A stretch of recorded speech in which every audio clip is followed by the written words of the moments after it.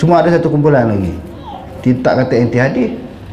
Ada lagi golongan dalam masyarakat kita, bila kita baca hadis dia kata Wahabi, baca hadis dia kata Wahabi, baca hadis dia kata Wahabi. Hak ni paling ramai. Saya ada pengalaman, beberapa pengalaman mengajar orang minta ustaz mengajar hadis ni, kami tak pernah dengar hadis, dengar Bukhari ni teringin nak belajar. Saya kata boleh ke? Boleh, dia kata. Apa masalah ni hadis? Malam pertama je kita mengajar Bukhari, malam pertama dan malam terakhir.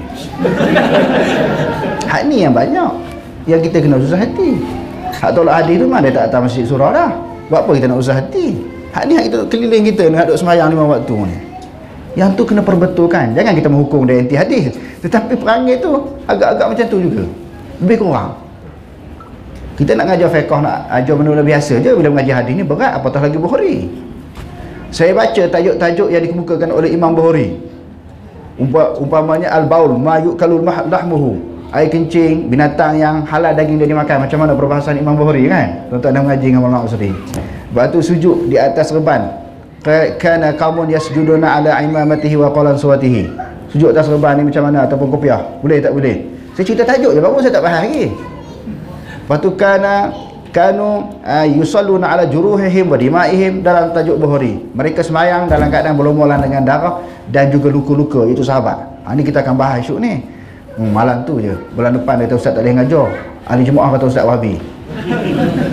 Kita baca hadis dia cok Wahabi. Hak ni ramai.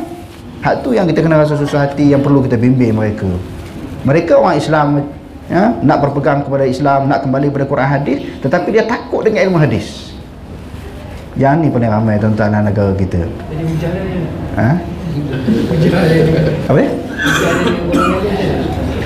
Kita balik ngajar hadis lah. Bila mengajar hadis ni jangan terus cerita bab kunut. Ini banyak. Ini masalah orang sunnah. Terus cerita masalah talqin. Terus cerita masalah zikir ramai-ramai, jangan terus cerita tu. Bila sampai bab baru kita bahas betul-betul. Cerita daripada awal balik. Taharah macam mana cara sunnahnya macam mana. Semayang macam mana cara sunnahnya macam mana. Sampai bab tu kita bahas betul-betul. Dan cara saya buka kitab. Kalau kata boleh, ini kitab. Tak boleh, ini kitab. Kadang-kadang tuan-tuan tengok setimbung kita, kenapa orang tu bawa kitab ni buat letih je? Tak, sebab orang tengok tu kita kemukakan fakta. Saya pernah orang ajak debat, saya tak pandai debat-debat ni. Tak pandai, tak kerti pun. Kalau berdebat pun saya kalah. Bila saya mengajar, ada beberapa perkara-perkara yang menimbulkan kontroversi bagi masyarakat. Beberapa tahun yang lalu, tuan-tuan boleh tengok dalam YouTube. Saya cerita ada pandangan kedua bagi Imam Syafi'i. Babi ni basuh sekali.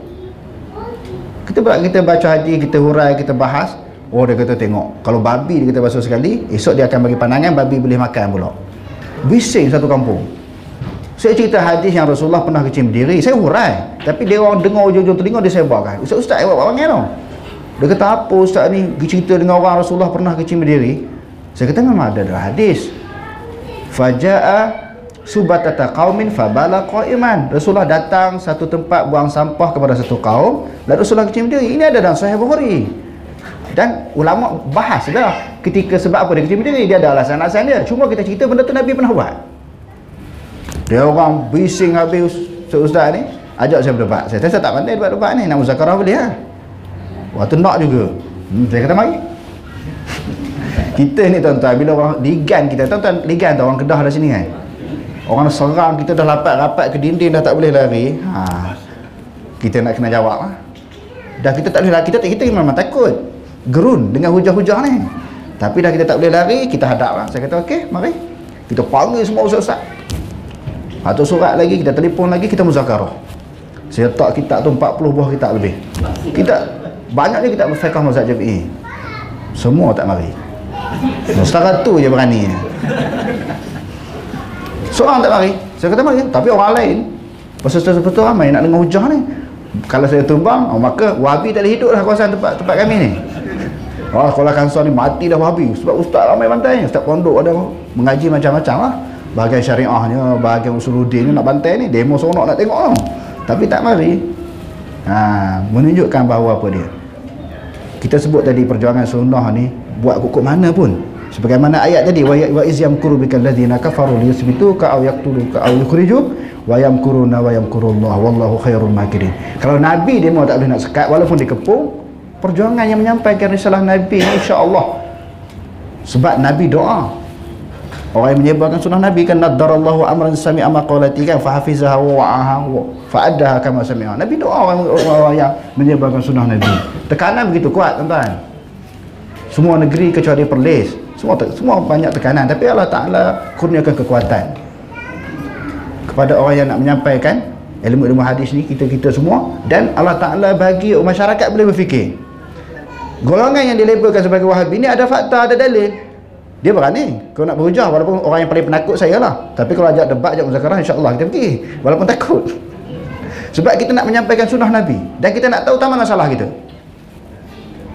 Apa yang kita nak sampaikan sunnah Nabi, tak mana salahnya sunnah Nabi, dan apa salah kita.